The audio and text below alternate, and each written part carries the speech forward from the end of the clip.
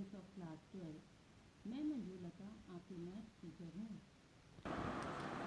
आपके math syllabus में जो चैप्टर्स हैं वो हैं संबंध एवं फलन, प्रतिलोम त्रिकोणमितीय फलन, आव्यूह, सारणिक, सातत्य एवं अवकलनीयता, अवकलज के अनुप्रयोग, समाकलन, समाकलनों के अनुप्रयोग, अवकल समीकरण, सदिश बीजगणित, त्रिविमीय ज्यामिति, रैखिक प्रोग्रामन और प्रायिकता। बच्चों, आज हम लोग जिस चैप्टर का अध्ययन करेंगे वह है वेक्टर अलजेब्रा, सदिश बीजगणित। सदिश बीजगणित के अंतर्गत सदिश राशियों के योग, गुणन आदि का अध्ययन किया जाता है। बच्चों, आप पिछली कक्षाओं में पढ़ चुके हैं कि भौतिक राशियाँ दो प्रकार की होती हैं। पहला, अदिश राशियाँ, स्केलर क्वांटिटीज़, वे राशियाँ जिनमें केवल परिमाण की आवश्यकता होती है अदिश राशियाँ कहलाती हैं, जैसे आयतन, कार्य इत्यादि। दूसरा, सदिश राशियाँ, वेक्टर क्वांटिटीज़, वे राशियाँ जिन्हें व्यक्त करने के लिए परिमाण तथा दिशा दोनों की आवश्यकता होती है सदिश राशियाँ कहलाती हैं, जैसे वेग, त्वरण, बल, संवेग इत्यादि। हम सदिशों को अंग्रेजी के अक्षरों के ऊपर एक तीर का निशान लगाकर प्रकट कर सकते हैं।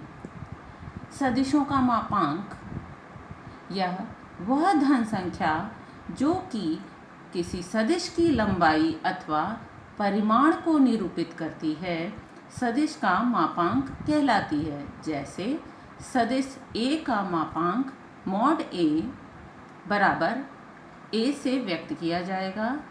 वेक्टर ab का मापांक मॉड ab बराबर ab से व्यक्त किया जाता है। चूँकि सदिश राशियों के परिमाण और दिशा दोनों होता है, अतः इसे सुविधापूर्वक एक दिष्ट सीधी रेखा से निरूपित किया जा सकता है। दिष्ट रेखाएं देखिए, एक निश्चित दिशा में खींची गई रेखा को दिष्ट रेखा कहते हैं। ये देखिए, ये भी एक दिष्ट रेखा है और ये भी एक दिष्ट रेखा है।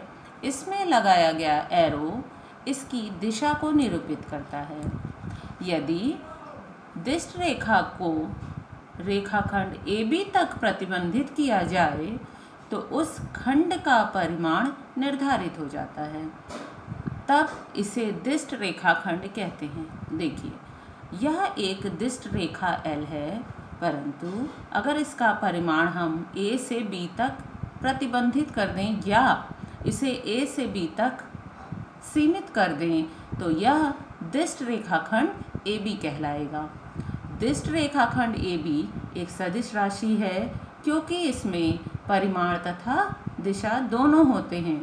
दिए गए चित्र में दिष्ट रेखाखंड को वेक्टर AB अथवा वेक्टर A से निरूपित करते हैं तथा इस दिष्ट रेखाखंड की दिशा वही होती है जो कि लगाए गए एरो की होती है।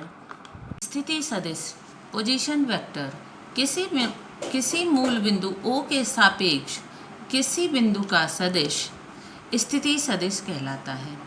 अर्थात O के सापेक्ष किसी बिंदु A का स्थिति सदिश OA होगा। अगर मूल बिंदु O 0, 0, 0 हो तथा कोई पॉइंट x, y, z द्वारा निरूपित हो तो स्थिति सदिश OA का परिमाण OA बराबर √x - 0 का होल स्क्वायर प्लस y - 0 का होल स्क्वायर प्लस z - 0 का होल स्क्वायर बराबर √x² plus y² plus z² के द्वारा निरूपित होता है। यह बिंदु O और A के बीच की दूरी होती है। अर्थात वेक्टर OA का परिमाण बराबर √x² plus y² plus z² होगा। विस्थापन सदिश, डिस्प्लेसमेंट वेक्टर, यदि बिंदु A बिंदु से B तक विस्थापित होता है तो विस्थापन AB को विस्थापन सदिश AB कहते हैं। ये देखिए बिंदु A अगर B से विस्थापित होता है।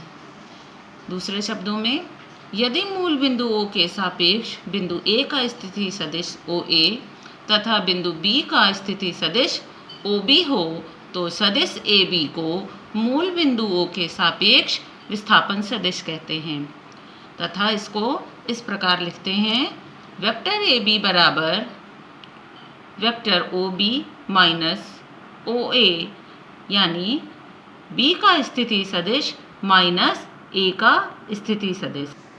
बच्चों बस आज इतना ही। Thank you.